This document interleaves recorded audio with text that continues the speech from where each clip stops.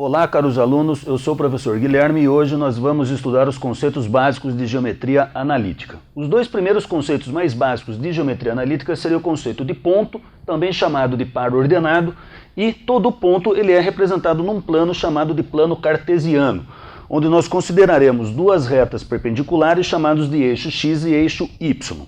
Note que o plano cartesiano divide em 4 regiões chamadas de quadrante, ok? Agora, para nós representarmos um ponto no plano cartesiano, são necessárias duas informações na qual nós indicaremos, limitando através de parênteses, A e B ou x e y, onde o A ele recebe o nome de abscissa, que indicará para nós a localização desse ponto no eixo x, e o B, que ele é chamado de ordenada, que irá representar a localização desse ponto no eixo y.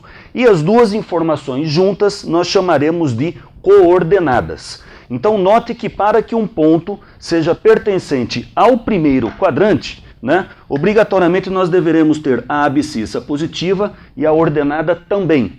Já no segundo quadrante, esses valores no eixo x são valores negativos, e no eixo y são valores positivos. No terceiro quadrante, no eixo x nós teremos aqui valores negativos, e no eixo y também valores negativos. Então, tanto no x quanto no y, valores negativos. E para que seja pertencente ao quarto quadrante, os valores de x, a abscissa, deverão ser valores positivos e a ordenada valores negativos. Como alguns exemplos, eu marquei aqui A, B, C, D, E, F e O.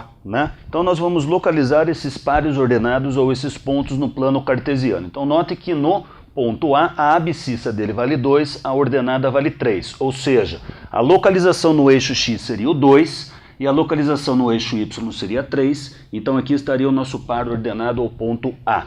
Já o B, eu estou invertendo a abscissa com a ordenada, ou seja, suas coordenadas, gerando o par ordenado ou ponto 3, 2. Localização no eixo x é 3, no y 2, então aqui estaria o ponto B. Note que o ponto A e o ponto B eles não são iguais, Ou seja, para que dois pares ordenados sejam iguais, se eu afirmar, por exemplo, que o par ordenado AB ele é igual ao par ordenado CD, significa que eles deverão localizar o mesmo ponto no plano cartesiano.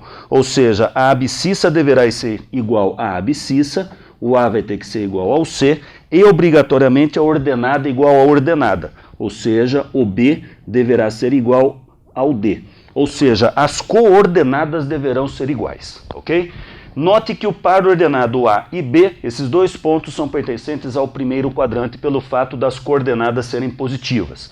Já o par ordenado ou ponto C, abscissa menos 1, ordenada 4, ou seja, a localização no eixo x é menos 1, no eixo y é 4, aqui estaria o ponto C, pertencente ao segundo quadrante.